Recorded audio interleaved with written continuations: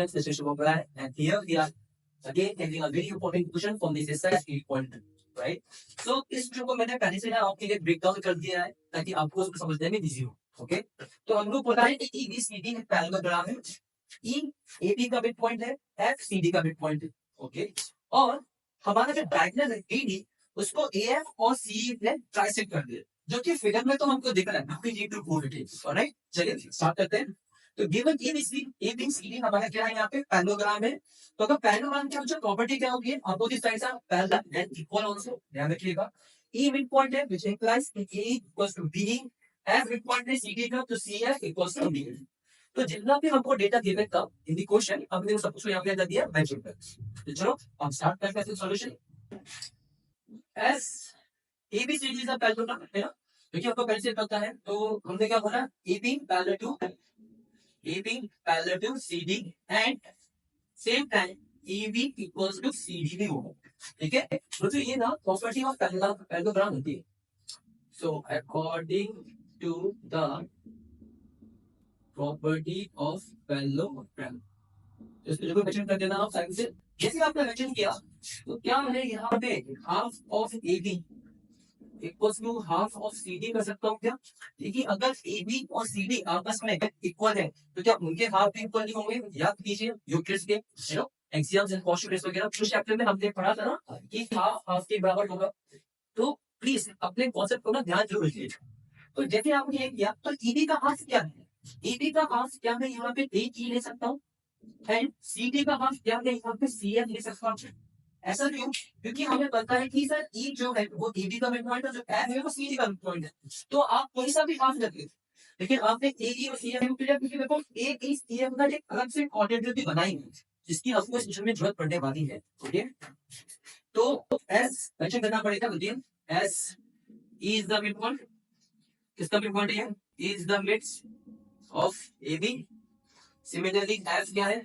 F is the mid of CD। तो जो भी आप लॉजिक यहाँ पे यूज करते हैं ना उसको जरूर यूज कीजिएगा। और आपको ये भी पता है कि ये भी पैरेलल टू CD है, तो ये भी आपस में क्या होंगे? पैरेलल होंगे, है ना? Also implies AE parallel to CF। इसको मैं देता हूँ इक्वेशन नंबर 1, इसको देता हूँ इक्वेशन नंबर 2। अब यहाँ पे मेरा लॉजिक है ना, तो क्या है कि segment of parallel lines are also parallel. तो ये property of parallel, property of क्या है? पैरेलल लाइंस है। तो लॉजिक क्या है? Segments of parallel lines are also parallel. तो बच्चों मैं यहाँ पे ना बहुत सारे शॉर्ट फॉर्म्स यूज करता हूँ, प्लीज उसको ध्यान दीजिएगा। सो फ्रॉम इक्वेशन 1 एंड 2 अगर आप देखेंगे अकॉर्डिंग टू द फिगर, अब तो मेरा फिगर बनता है, ठीक है? According to the figure, according to the figure, तो जो मेरा कोऑर्डिनेटर बन रहा है ना, coordinator AECF, AECF is a parallelogram, okay? तो ये मैं क्यों बोल रहा हूँ according to the figure AECF मेरा पैरेललोग्राम क्यों बन गया? S वी ऑलरेडी डिस्कस, किसी भी पैरेललोग्राम के ना बच्चों खास बात क्या होती है कि इसके अपोजिट साइड आपस में क्या होते हैं? Parallel and equal. तो ऐसा क्यों? बिकॉज़ ऑफ इक्वेशन 1 एंड 2, है ना? Because of equation 1 and 2, because of equation 1 and 2। Equation 1 and 2 से मैंने क्या प्रूव किया था कि AECF के बराबर है और AECF के पैरेलल के, तो AECF मेरा क्या बनता है? एक पैरेललोग्राम है, ओके? अब अगर ये पैरेललोग्राम बन गया तो what can I see here कि sir AF equals to CE, therefore AF equals to CE and same time पे AF पैरेलल टू CE। ये क्या है बच्चों? Again property of parallelogram. So I know कि बिट फनी कि हमको बार-बार प्रॉपर्टी एग्जाम में यूज करनी पड़ रही है, बट मैं आपको के इजीनेस के लिए, राइट, इसी मेंशन कर रहा हूं कि आपको ना कभी ये लगे कि एकदम से क्रॉस करा, ओके? तो जब हमने यहाँ पे पैरेललोग्राम प्रूव कर दिया तो ये बहुत ही इंपॉर्टेंट प्ले करने वाला है। अब बस थोड़ा सा होगा, राइट? नाउ इधर पार्ट के लिए आगे बढ़ते हैं। In triangle ABP, in triangle ABP, in triangle ABP E is the mid point, जो कि हमको पता है E is the mid point, इसका मिड पॉइंट है E is the mid point of AB, E is the mid point of AB। अब देखो E AB का मिड पॉइंट है और इससे एक लाइन सेगमेंट जा रहा है जो कि है आपका EC, ऑलराइट? और जो आपका एपी है वो भी आपस में क्या है, पैरेलल। तो कुछ याद आ रहा है, इसी ट्रायंगल में अगर मिड पॉइंट से एक लाइन पास हो रही है जो कि उसके थर्ड साइड के पैरेलल है, तो वो क्या करेगी, तो वो सॉरी उसके साइड के पैरेलल है, तो वो क्या करेगी, वो थर्ड साइड को बाइसेक्ट कर देगी। ऑलराइट, सो ये फिर हमने देखा is the mid point of AB है ना, एंड ए की सॉरी, क्योंकि वहां पे वो ई क्यू है, पी एंड क्यू हमने मेंशन किया था, नहीं किया है, we can mention next here P and Q be the point of intersection, let P and Q be the point of intersection. अब ये समझ बच्चों कि मैंने इसको पहले मेंशन नहीं किया, अभी चेक कर दिया है। So E is the mid point of AB, ठीक है, implies such a way that EQ parallel to AB, EQ parallel to AB। अब ये EQ parallel to AB क्यों है, क्योंकि अब हमने पहले से प्रूफ किया है CE AF के पैरेलल, राइट, SEE AF के क्या है, पैरेलल। तो सेगमेंट ऑफ पैरेलल है आल्सो पैरेलल, तो ये हो जाएगा E इसका मिड पॉइंट है, ये इसके पैरेलल है, तो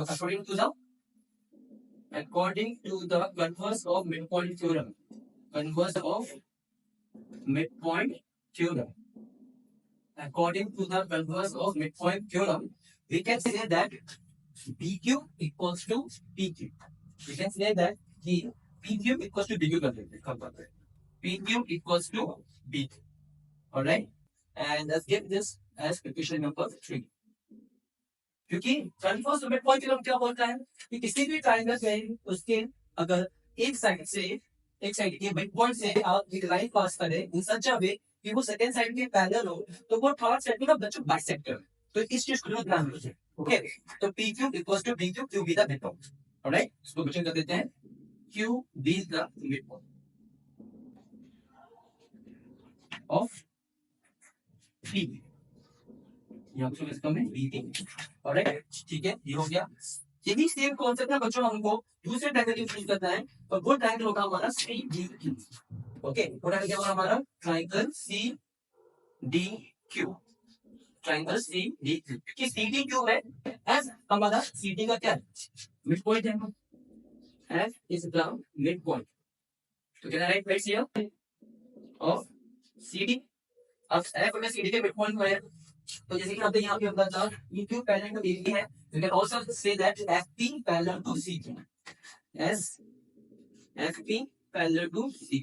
अब FP parallel to CQ क्या है, क्योंकि हमने पहले से प्रूव करके रखा है सर, क्या प्रूव करके रखा है सर, कि AF parallel to हमारा क्या है, CE है।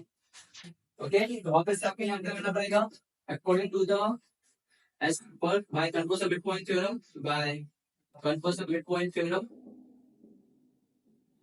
by converse of midpoint theorem, इसी आप ये बोलेंगे, so what you can say that you can say कि FP जो है सॉरी FP और CQ आपस में पैरेलल होंगे, तो DP equals to PQ हो रहा है ना, क्या हो रहा है आपका, DP equals to PQ हो रहा है, and give this as equation number 4।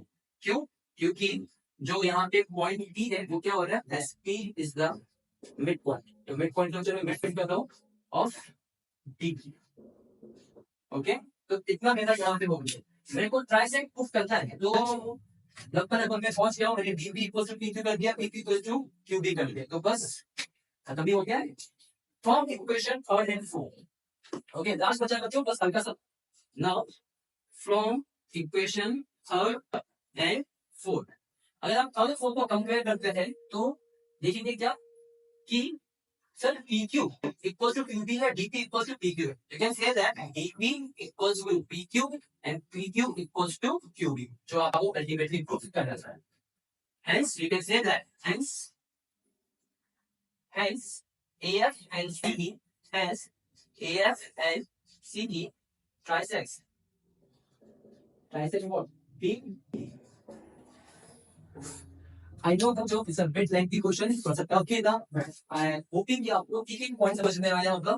If कोई भी पॉइंट समझ में नहीं आया, do comment below and let us know। Alright, with this, bye bye।